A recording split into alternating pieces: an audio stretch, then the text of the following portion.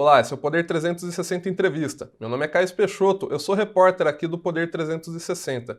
A gente conversa hoje com o promotor Lincoln Gakia, que investiga o PCC, o primeiro comando da capital, a maior facção criminosa do país no momento, há muitos anos. Ele é do Ministério Público de São Paulo. Promotor, antes de mais nada, muito obrigado por ter dedicado esse tempo a conversar conosco. E eu queria começar perguntando para o senhor por causa da soltura do traficante André Oliveira Macedo, mais conhecido como André do Rap. Ele foi solto por decisão do ministro do STF, Marco Aurélio, depois o STF decidiu voltar atrás, etc., mas a essa altura ele já estava foragido. Hoje, a gente está gravando na sexta-feira. Sexta-feira, as autoridades brasileiras sabem onde está o André do Rap? Não, há uma série de diligências, tanto pela Polícia Federal, quanto pelas polícias estaduais, aqui de São Paulo, Polícia do Paraná, Polícia de Santa Catarina, todos empenhados aí no descobrir o paradeiro do Nego Rap, mas ainda é desconhecido. Existe um indício de que ele possa já ter saído do país, né, numa aeronave privada, possivelmente com destino à Bolívia, mas isso ainda não está comprovado. A Bolívia está passando por um momento de turbulência política. Isso atrapalha nesse tipo de investigação? Olha, olha, atrapalha não só pelo momento de turbulência política, mas pela falta de cooperação das autoridades da Bolívia com as autoridades policiais brasileiras, né? Então, os criminosos têm preferido a Bolívia para se esconder da justiça aqui do Brasil. O Paraguai, ultimamente, tem cooperado muito com o Brasil. Nós prendemos aí vários criminosos, integrantes, inclusive, do PCC, no Paraguai ultimamente, nos últimos meses. Então, eles têm realmente preferido a Bolívia para poder se ocultar das autoridades brasileiras. Entendi. E desde a soltura do André do Rap, a gente tem ouvido muito falar que ele era um integrante graduado do PCC, importante principalmente na exportação de droga, digamos assim, para a Europa via Porto de Santos. Isso antes dele ser preso e aparentemente ele conseguia comandar isso minimamente da cadeia também. Mas a gente não tem ainda não está claro para o público em geral, e eu acredito que o senhor consiga traçar um quadro mais preciso disso. Qual que é a real posição dele dentro do PCC, dentro da hierarquia? Ele está abaixo de quem, acima de quem? Porque o senhor conhece bem organizacionalmente. Como que a gente conseguiria explicar isso? Olha, o André do Rep, ele começou a atividade criminosa dele sempre ligado ao tráfico de entorpecentes na Baixada Santista, ali no município do Guarujá, né, próximo de Santos. Sempre envolvido com tráfico, não em grandes quantidades, e também não era tráfico internacional. E ele já era integrante do PCC. A partir de 2010, o André do Rep, ele ingressou num setor da facção paulista, que é responsável pelo envio da cocaína para a Europa. Então, por ele ser um morador ali da Baixada Santista, por ele ter contatos ali naquela região, sobretudo no Porto de Santos, ele montou uma estrutura, junto com outros integrantes da facção, no Porto de Santos, para poder dar amparo ao envio de cocaína do PCC do Brasil para a Europa. Então, de 2010 para cá, o André do Rep cresceu muito, né, em importância dentro da organização criminosa, porque ele era um dos principais, e é ainda, um dos principais responsáveis pelo envio da cocaína, que é o carro-chefe do PCC hoje, em termos de arrecadação, da cocaína que é exportada para a Europa. Então, essa é a posição do André do Rep. Ele era um dos chefes do setor de tráfico internacional de cocaína do PCC. Então, pelo que eu consigo aprender do que o senhor está me dizendo, ele tem uma importância que, lógico, é grande, porque é o financiamento, ao fim e ao cabo, é para isso que a facção existe, mas é uma importância operacional, digamos assim. Ele foi preso, se eu não estiver enganado, em setembro de 2019. Em fevereiro, a cúpula do PCC foi transferida para a penitenciária federal. Se ele tivesse preso, ele não teria sido transferido, ele não é parte da cúpula, digamos assim. Veja, quem fez a transferência fui eu, inclusive. O pedido de transferência foi feito por mim, a investigação do plano de fuga do Marcola também foi feito sob coordenação minha. O André do Rep, naquela época, ele ainda estava foragido e ele não constava que, se ele estivesse preso, estivesse no primeiro ou segundo escalão da organização, ele seria removido. Foi esse o critério que eu utilizei, né, para remover esses 22 integrantes. Naquela época, ele era o responsável pelo tráfico internacional do PCC a partir do Porto de Santos. Claro, né, uma célula muito importante da facção, mas ele não era uma liderança nacional, por exemplo, do PCC. Entendi. Então, e a gente chega nesse caso, a gente teve uma pequena celeuma não, teve uma discussão envolvendo atores políticos importantes aqui em Brasília, porque o ministro Marco Aurélio libertou o André do Rep por causa de um trecho que foi incluído na legislação brasileira quando foi aprovado o pacote anticrime. Esse trecho diz que a cada 90 dias, uma prisão preventiva, o André do Rep, embora condenado, ele estava em prisão preventiva, essa prisão precisa ser revista. O Marco Aurélio entendeu, ao que parece, e o presidente da Câmara, Rodrigo Maia, apoiou, deu visibilidade a essa interpretação, que as autoridades, o Ministério Público, polícia, etc., deveriam ter, dentro desse prazo de 90 dias, dito para a Justiça que era importante manter ele preso, como não disse, ele foi libertado. É, tem alguma coisa que o Ministério Público pudesse ter feito mesmo, ou essa versão que circulou, ela está errada? Olha, eu queria fazer primeiro um esclarecimento que eu costumo fazer quando comento sobre esse caso, que eu não sou promotor de justiça natural do processo do André do Rep. Esse processo corre pela Justiça Federal de Santos e está sob atribuição do Ministério Público Federal. Eu, na verdade, eu sou promotor de justiça do GAECO aqui da região de Presidente Prudente e também sou promotor de justiça de execuções criminais, portanto, corregedor do presídio da Penitenciária 2 de Venceslau, onde o André do Rep estava recolhido.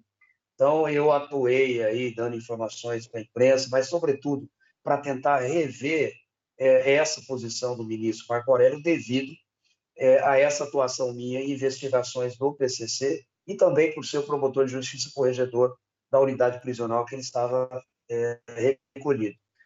Eu recebi a informação da soltura dele, da possível soltura dele na quinta-feira, porque esse HC ele foi concedido, esse segundo HC, que nós estamos tratando de um preso que já tinha 2 condenações em segunda instância, né, pelo TRF3, a 25 anos de reclusão. Numa das condenações, ele já havia obtido um HC concedido também pelo ministro Marco Aurélio, e ele estava preso apenas com essa decisão aí, que estava pendente de julgamento, não pelo Tribunal de Justiça, Tribunal Regional Federal de Santos, da terceira região, porque o tribunal já havia julgado o caso em junho de 2020 e mantido uma condenação de 10 anos de reclusão para o André do Rep. Acontece que a defesa do André é uma defesa muito bem paga, né? Advogados caríssimos, eles movem inúmeros recursos, né? Dezenas de HCs, inúmeros recursos, que acabam atrasando o trânsito em julgado dessa sentença penal condenatória. Esse é o primeiro fato. A partir do momento que tivemos conhecimento da decisão do ministro Marco Aurélio, a gente entrou em contato com a Procuradoria-Geral aqui de São Paulo para tentar rever essa posição. Né? Essa foi a atitude aqui do Ministério Público de São Paulo. Nós verificamos, inclusive, que o André respondia a um processo também pela Justiça Estadual na comarca de São Vicente, que é próxima ali de Santos, e nós tentamos também a decretação de preventiva na sexta-feira passada, na comarca de São Vicente, mas na sexta-noite o juiz estadual negou a preventiva. Então, só nos restava Só cumprir essa para decisão. localizar a pessoa que está ouvindo no tempo, isso tudo que o senhor falou foi na sexta-feira, no sábado ele foi solto, no sábado, no final da manhã. Exatamente. Isso tudo foi na sexta-feira passada, né?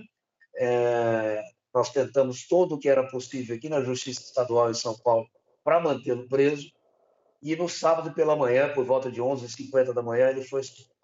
Com relação às declarações do ministro Gilmar Mendes e do próprio presidente da Câmara, Maia, O caso do Rodrigo Maia, ele se equivocou, né? Eu vi a entrevista que ele deu, ele fala que o preso não pode ficar, o indivíduo não pode ficar preso sem denúncia no Ministério Público né, que teria sido culpado pelo atraso. O ministro Gilmar Mendes disse a mesma coisa ontem nos votos. Fazendo justiça à atuação do Ministério Público Federal, não houve atraso algum, né, na comarca de Santos. O André do Rep, ele foi preso em setembro de 2019, né? E veja que ele foi julgado rapidamente. Em dezembro ele já estava julgado e condenado na Operação Overseas, naquele mesmo ano. E o TRF3, que era o responsável pelo julgamento desse caso, já estava com o julgamento marcado para março de 2020. Aí aconteceu o seguinte, ele foi julgado até muito rapidamente pelo TRF3. Veja, é uma sentença proferida no final de 2019, em 6 meses ele já estava julgado em segunda instância. Só que, por outro lado, desde 2018 ele já tinha uma primeira condenação que foi mantida pelo TRF3 a 15 anos de reclusão. Né? E, inclusive, o STJ, nessa semana que passou, confirmou essa decisão, que havia recurso da defesa. Então, esses acusados, eles costumam manejar esses recursos, né, que, infelizmente, a legislação brasileira permite, até o STF. Mas, com relação à atuação do Ministério Público, não vejo nenhuma desídia, nenhuma morosidade. O caso foi julgado com muita rapidez. O processo não estava mais em primeira instância, como eu disse, estava no tribunal, no TRF3. O TRF3, o desembargador relator, quando proferiu a decisão em junho de 2020, ele deixou muito bem explicitado que o processo deveria ter sido julgado em março deste ano, e só não foi por conta de manobras protelatórias da defesa. Isso está explícito. E o mesmo relator revisou o pedido de prisão, justificando a periculosidade do réu e mantendo a prisão preventiva. Portanto, essa prisão preventiva de um acusado que está preso há apenas 1 ano e 1 mês, veja, nós estamos falando de preso aí, esquecido, nos porões de penitenciárias, estamos falando do preso de extrema periculosidade que ficou foragido há 5 anos e estava preso há 1 ano e 1 mês, né, com um julgamento em 2 instâncias já confirmados pelo TRF3. O que o ministro Marco Aurélio fez, né, foi uma interpretação literal da lei.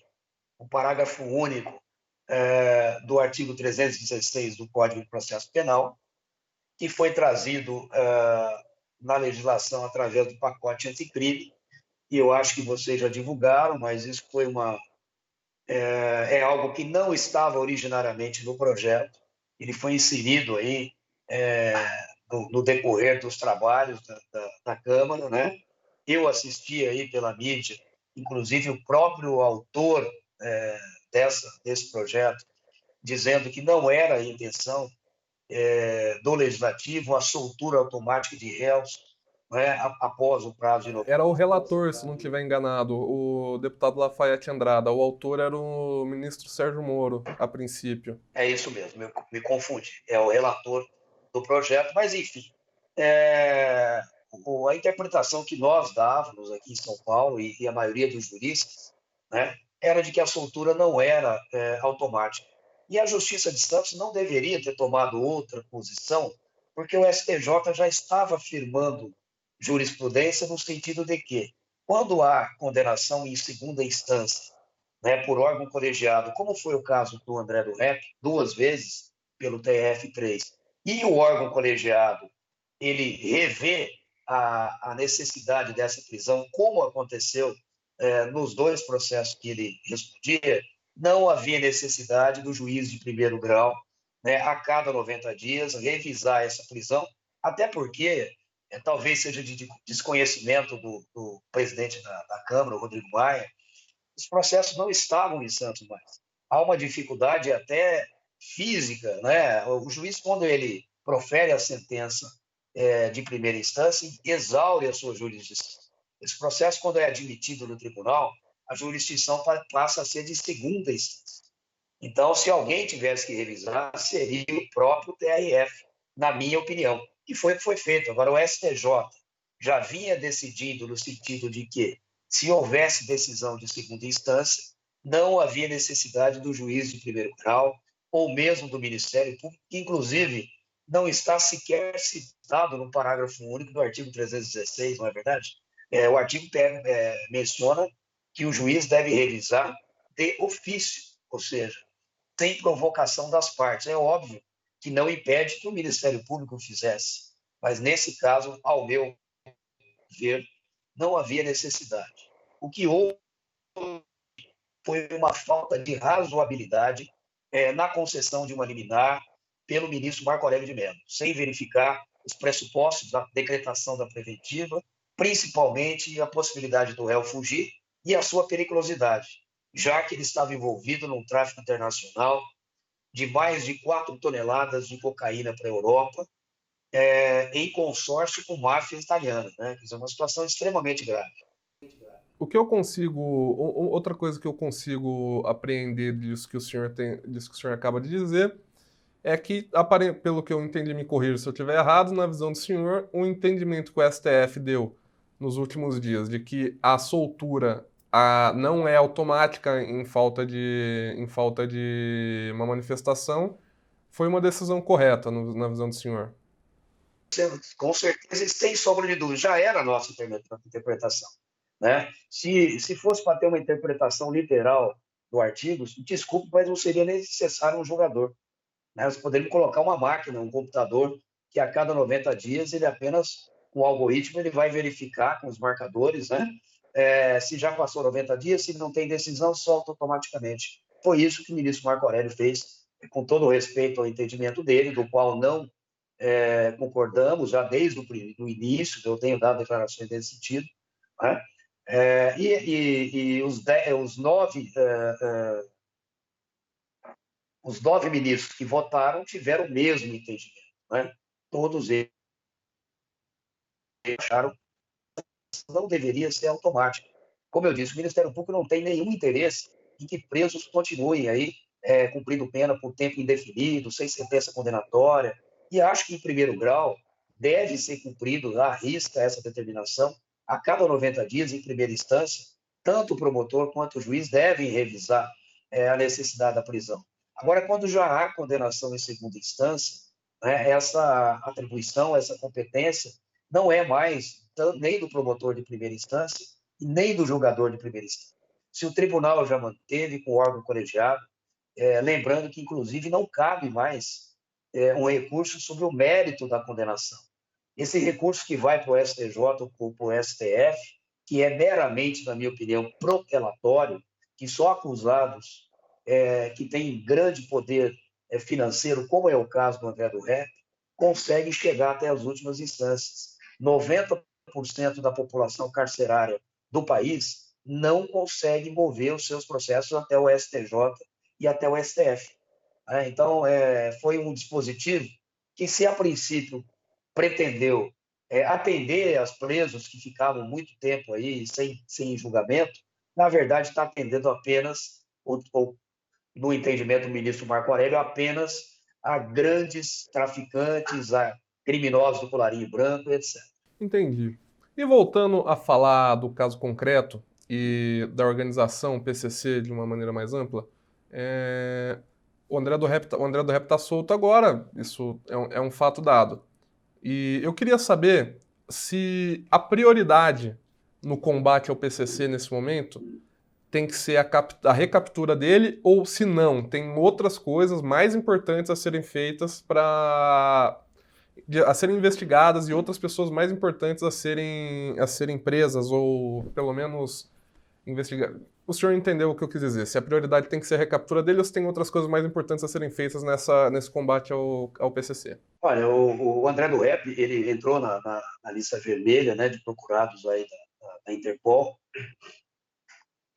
assim como outros integrantes do PCC que também estão foragidos, importantes em mesmo nível ou até mais. Né? Nós temos, por exemplo, o Marcos Tuta, né, que é o alvo de uma operação que eu estive presente em São Paulo no dia último 14 de setembro, que atingia o Marcos Puta hoje é o número 1 do PCC em liberdade. Ele foi colocado pelo próprio Marcola no seu lugar. Então, esse indivíduo está foragido, esse sim, hoje, seria o alvo número 1 a ser capturado. Né? Ele está com mandado de prisão em aberto, também na lista vermelha de divulgação da Interpol, mas nós não conseguimos ainda obter o seu paradeiro. Mas o André do Rep também, né? Se houver alguma notícia, nós vamos prendê-lo. O que não pode se dizer é que ele é a única prioridade a ser capturada, né, do PCC. Ele é um braço financeiro, um braço operacional importante, né, por conta do tráfego do Porto de Santos, mas sem ele esse tráfego vai continuar também. Então, a prioridade nossa hoje, depois do isolamento da liderança, que eu reputo como a operação mais importante de combate à organização criminosa PCC ocorrida até agora, desde a sua criação, foi o isolamento inédito de toda a liderança do sistema penitenciário federal. Então, esse é o primeiro passo. O segundo passo foi identificar quem são os indivíduos que ficaram nos lugares daqueles que foram removidos. Essa operação que eu mencionei a você, a Operação Sharks, que ainda está em andamento, né? Nós cumprimos dezenas de mandatos de busca, algumas prisões temporárias, mas logo teremos o resultado dela. Ela identificou quais são esses indivíduos. Se eles forem presos, eles também serão removidos para o sistema penitenciário federal. E, paralelo a isso, que também é extremamente importante, além de cortar, né, a cadeia de comando da organização, é cortar o fluxo financeiro, né? E, para isso, a gente precisa atingir o setor financeiro da facção, questão de lavagem de dinheiros, etc., e nós estamos muito próximos disso.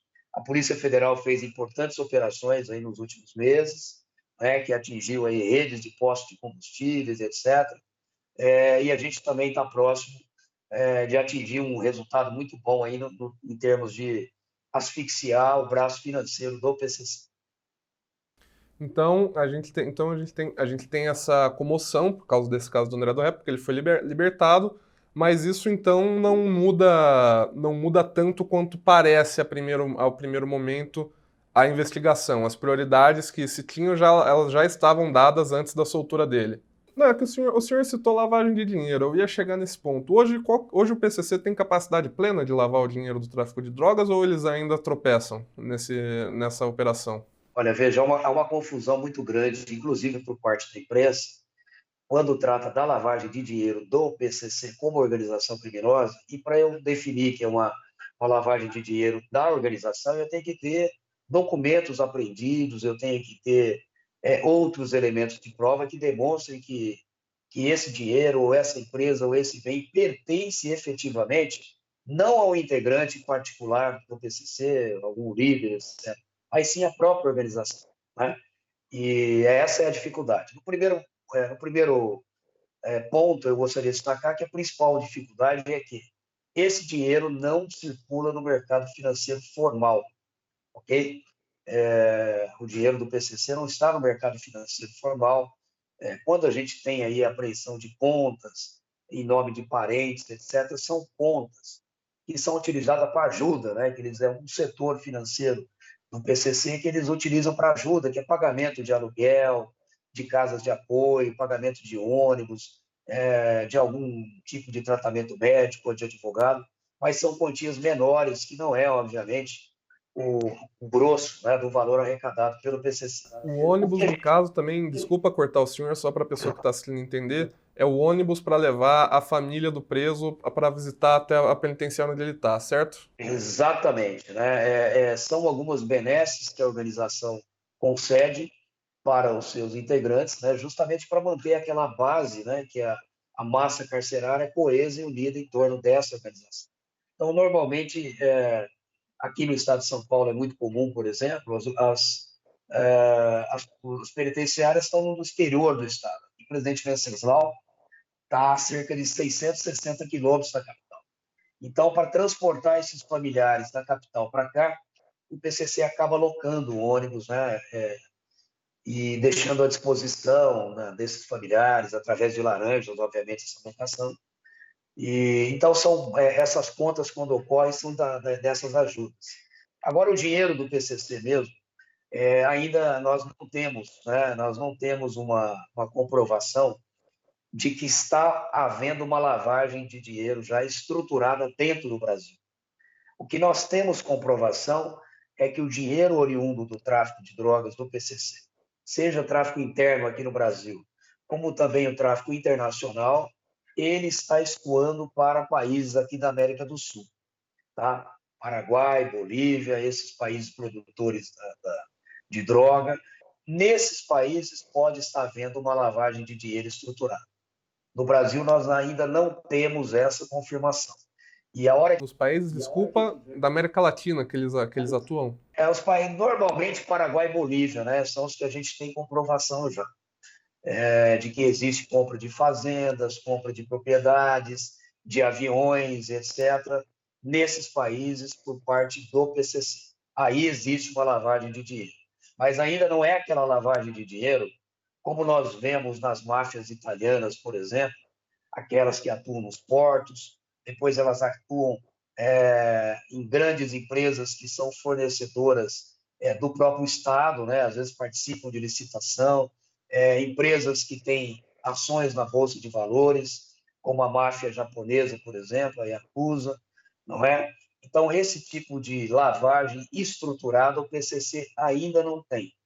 Os seus integrantes, que eu chamo de sócios hoje, porque são aqueles que ganham dinheiro efetivamente às custas do PCC, como o Marcola ganhou, como o próprio André do Rep, né, que enriqueceu às custas do PCC, porque na medida em que ele faz o tráfico para a organização, ele faz o tráfico particular, né? Então é esse o motivo desse sujeito, por exemplo, ter se tornado de um pequeno traficante de Santos, de Guarujá, né, para um grande narcotraficante, um dos mais importantes do país. Então, esse pessoal tem lavagem de dinheiro já estruturada. Agora, a organização ainda não. Isso para eu dar para a gente poder dar uma dimensão para a pessoa que está assistindo, que não é necessariamente muito ligado em questão de investigações criminais, sobre o PCC não ter ainda uma lavagem de dinheiro estruturada no país, ou pelo menos se tiver a gente não sabe. Isso significa que a organização, ela dentro do Brasil, ela funciona à base de dinheiro vivo?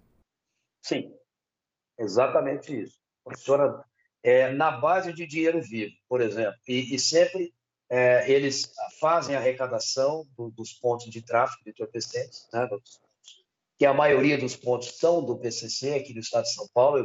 Eu posso falar pelo estado de São Paulo, correto? Eles fazem o que eles chamam de recolhe, né, que é essa arrecadação das biqueiras, né, que a facção possui. Esse dinheiro é juntado esse dinheiro é remetido para o exterior, normalmente através de doleiros. Tá? Essa que é a informação que nós temos, porque antigamente eles guardavam em cofres, né, em casas cofre, e vira e mexe a polícia, o Ministério Público, as forças policiais localizavam 1 milhão, 2 milhões, grandes quantias que estavam armazenadas. Então, eles começaram a fazer a remessa desse dinheiro para o exterior. Esse dinheiro está guardado fora do país. Existe uma estimativa do Ministério Público ou de alguma outra fonte que o senhor tenha tido acesso confiável de quanto que isso é movimentado por ano? Olha, nós calculamos aqui, com base em operações que já fizemos, em torno de 100 milhões de dólares por ano, né? Talvez aí em torno de 500, 600 milhões de reais, mais ou menos, bruto. Entendi. O câmbio depreciado favorece o PCC também, então. Essa também, exatamente. E a gente tem agora, como o senhor comentou, que no início de 2019 teve a transferência da cúpula do PCC, incluindo Marcola para o sistema de penitenciárias federais, que é um sistema que tem uma disciplina mais rígida e é menos vulnerável. O senhor citou também que o Marcola ungiu o Marcos Tuta, né? Tuta, é Marcos o primeiro nome, certo? Me fugiu agora. Isso, Marcos Roberto Tuta. E a gente tem, então, além do Tuta, depois dessa ida do PCC para penitenciárias federais, teve uma reorganização mais geral da hierarquia ou não? Apenas o Marcola ungiu um substituto para ele e tudo continuou da forma como estava? Porque dentro de uma organização qualquer, ainda mais uma organização criminosa, um vácuo de poder costuma gerar conflito. Ainda não houve tempo, né, para esses conflitos. Eles ainda conseguem, com um pouco de dificuldade, é bem verdade, né, já que eles estão isolados. E um dos motivos de eu ter isolado o Marconi e as lideranças foi por conta da distância, né, do isolamento territorial, inclusive. Porque alguns eu já mandei para o sistema de RDD aqui no estado de São Paulo, por 4, 5 vezes, alguns 7 vezes, né? Ficava um ano isolado, mas não perdia o comando. Então, nós optamos agora pelo isolamento territorial, faz com que eles fiquem longe dos seus comandados. Então, isso já tem surtido efeito. Eu digo assim, que as decisões de uma empresa, se você tirar o diretor-presidente e os principais diretores, a empresa não para de funcionar imediatamente. O que vai haver é problemas nas decisões estratégicas da empresa, né? Quais os rumos tomar, mas o dia a dia ela acaba conseguindo aí com os seus setores ela se autogerir. E é isso que acontece com o PCC.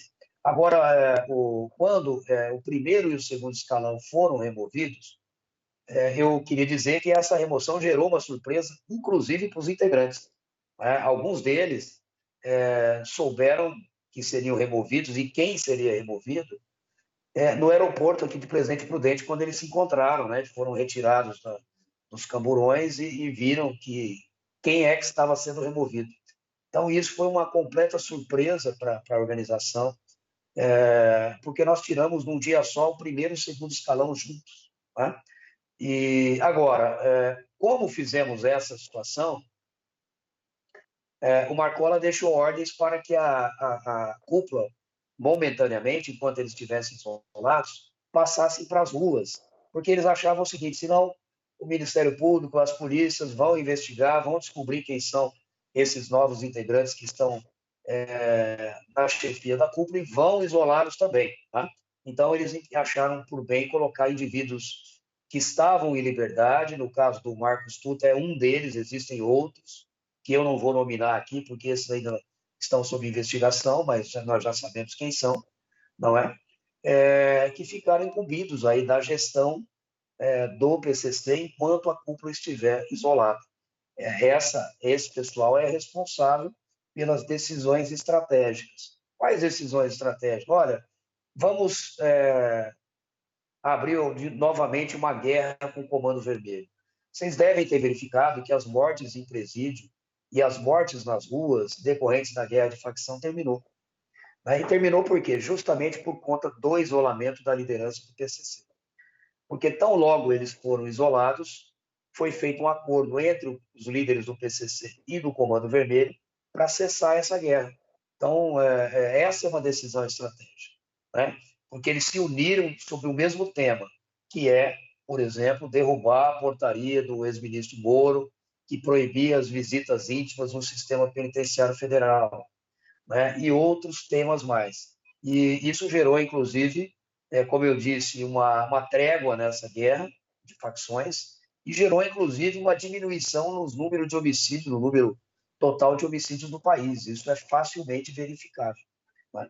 Então, o que eu deixo sempre bem claro é que não é isolando ou tirando um ou dois integrantes, por exemplo, o André do Rep, se mobilizássemos todos os esforços do Brasil inteiro para localizá-lo, que nós iríamos acabar com o tráfico internacional do PCC, né, ou enfraquecer de vez essa organização. Então, na verdade, nós estamos combatendo uma organização de cerca de 30 mil integrantes, né, alguns deles, ou dezenas ou centenas, com capacidade de gestão. Então, é um combate bastante complicado e que a gente tem que centrar esforços diversificados, não é numa pessoa. E aí, já para a gente se encaminhar para o final, pronto, a gente tem em 2020 uma situação que é muito atípica. Aqui foi a pandemia, que foi algo que afetou absolutamente os aspectos da sociedade brasileira. Eu acredito que com a criminalidade não tenha sido diferente. É, é possível dizer hoje qual foi o impacto da pandemia sobre o PCC? Eles precisaram se adaptar de alguma forma? Teve uma diminuição de receita? Aumentou a receita? O que a gente sabe hoje sobre como a pandemia afetou de alguma forma, se é que afetou o PCC? Olha, afetou sim, mas não foi é, ou foi um dos setores aí, entre aspas, da economia do crime, né? Se eu posso classificar assim, que foi dos mais prejudicados. Eu acho que o prejuízo maior foi porque os locais de grande aglomeração ficaram fechados aí em lockdown por um tempo, né? A maioria dos estados brasileiros, e isso afeta a venda direta de cocaína, a procura, né?